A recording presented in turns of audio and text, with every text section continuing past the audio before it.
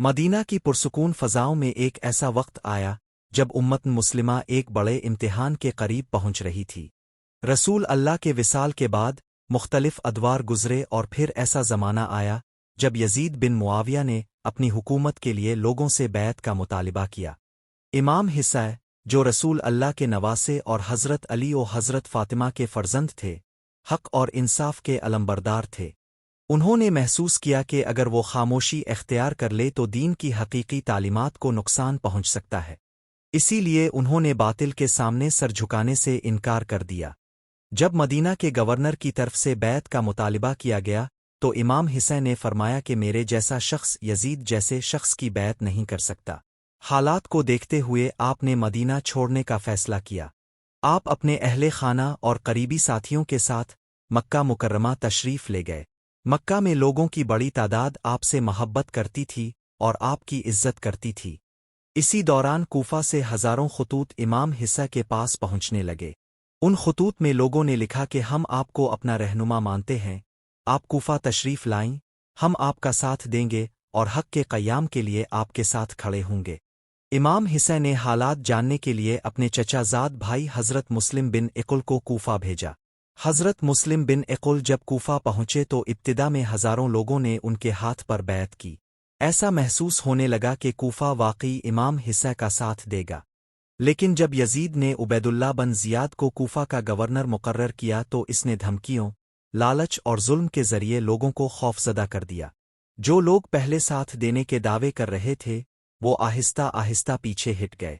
हदरतु मुस्लिमिन बिन आक़िलिन तनअरा, आखिरकार उन्हें गिरफ्तार कर लिया गया और शहीद कर दिया गया। शहादत से पहले उन्होंने कोशिश की कि इमाम हिस्सा तक ये पैगाम पहुंच जाए कि कूफा के हालात बदल चुके हैं, मगर इस वक्त तक इमाम हिस्सा मक्का से रवाना हो चुके थे। इमाम हिस्सा ने हज को उम्रा में तब्दील किया और अपने काफिले के साथ इराक की तरफ सफ़र शुरू किया। रास्ते में कई लोगों ने आपको खबरदार किया कि कूफा के लोग काबिले एतमाद नहीं हैं, लेकिन इमाम हिस्सा ने फरमाया कि मैं इस्लाह उम्मत और हक़ के क़याम के लिए निकल रहा हूँ। सफ़र के दौरान मुख्तलिफ मकामात से गुज़रते हुए आपको हज़रत मुस्लिम बिन इक़ल की शहादत की खबर मिली। खबर उन्हें दर्दनाक काफिले पर गम की कैफियत तारी हो गई, लेकिन इमाम हिस्सा ने सब्र और इस्तिकामत का मुज़ाहरा किया।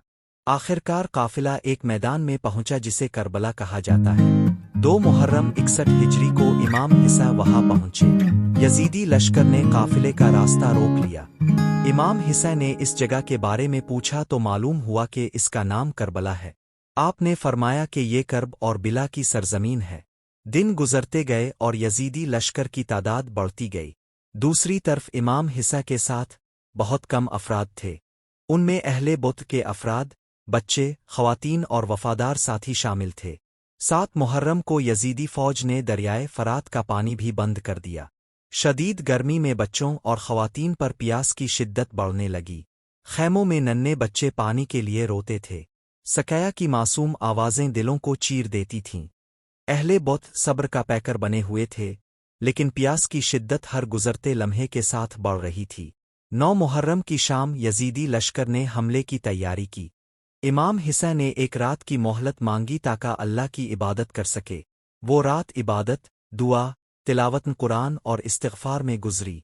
ख़ैमों से अल्लाह की याद की सदाएं बुलंद हो रही थीं। आशूर की सुबह तुलू हुई। 10 मुहर्रम का दिन तारीख़ इस्लाम का सबसे दर्दनाक दिन बनने वाला था। इमाम हिस्सा ने अपने साथियों को जमा किया और फरमाया कि दुश्मन सिर्फ मुझे चाहता है, जो जाना चाहे चला जाए। लेकिन तमाम साथियों ने वफ़ादारी का ऐलान किया और कहा कि हम आपको तन्हा नहीं छोड़ेंगे। जंग का आगाज़ हुआ। इमाम हिस्सा के वफ़ादार साथी एक एक करके मैदान में गए और बहादुरी से लड़ते हुए शहीद होते गए। हज़रत मुस्लिम बिन उसजा, हबीब बन मुज़ाहिर और दीगर जानिसारों ने अपनी जानें कुर्बान कर दीं। फिर बनी हाशिम के नौजवान मैदान में उतरे। हज़रत अली अकबर, जो शक्ल व सूरत और अखलाक में रसूल अल्लाह से बहुत मुशाबे थे, मैदान में गए। उन्होंने शुजात के जौहर दिखाए लेकिन आखिरकार शहीद कर दिए गए। इमाम हिस्सा अपने जवान बेटे के जसद के पास पहुंचे तो गम से आसमान भी लरज़ उठा। इसके बाद हज़रत कासिम बिन हसन मैदान में गए। वो कम उम्र थे लेकिन शुजात में बेमिसाल थे। उन्होंने दुश्मन का मुकाबला किया और शहादत पाई। امام حسین نے اپنے بھتیجے کو اٹھایا اور خیمے کی طرف لے آئے۔ ایک ایک کر کے اہل بت کے جوان شہید ہوتے گئے۔ خیموں میں غم کی فضا گہری ہوتی چلی گئی، لیکن کسی کے قدموں میں لرزش نہ آئی اور نہ ہی حق کا پرچم جھکا۔ حضرت عباس جو علمدار لشکر تھے، بچوں کی پیاس دیکھ کر بے قرار ہو گئے۔ انہوں نے پانی لانے کی اجازت مانگی۔ وہ بہادری سے فرات تک پہنچ گئے اور مشکیزہ بھر لیا۔ جب پانی لے کر واپس آ رہے تھے تو دشمن نے چاروں طرف سے حملہ کر دیا۔ آپ کے بازو قلم کر دیے گئے، مشکیزہ پھٹ گیا اور آپ شہید ہو گئے۔ حضرت عباس کی شہادت امام حسین کے لیے بہت بڑا صدمہ تھی۔ اب خیموں کی حفاظت کرنے والا عظیم علمبردار بھی رخصت ہو چکا تھا۔ پھر وہ لمحہ آیا جب حضرت علی اصغر کو امام حسین اپنی گود میں لے کر میدان کی طرف آئے۔ آپ نے فرمایا کہ اگر مجھ پر رحم نہیں کرتے تو اس معصوم بچے پر رحم کرو۔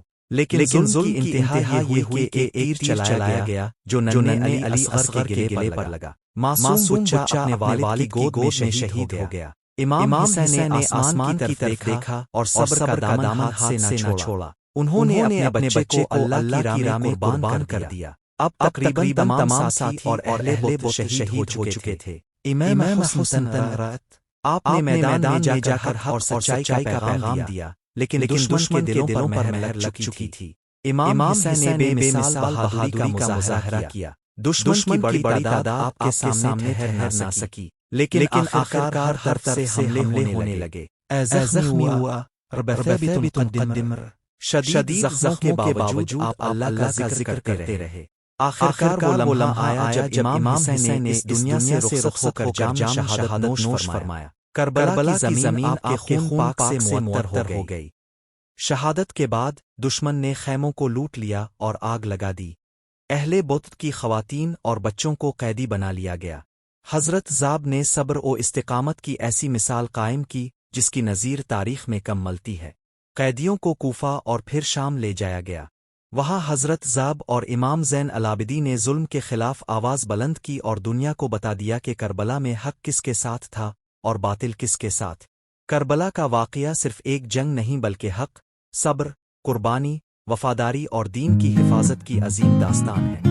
امام حسین اور ان کے ساتھیوں نے اپنی جانیں قربان کر کے یہ پیغام دیا کہ باطل کے سامنے جھکنا مومن کی شان نہیں۔ آج بھی جب کربلا کا ذکر ہوتا ہے تو انسان کو صبر، استقامت، عدل اور حق پر قائم رہنے کا درس ملتا ہے۔ امام حسین کی قربانی رہتی دنیا تک انسانیت کے لیے مشعل رہے گی اور کربلا کا پیغام ہمیشہ زندہ رہے گا۔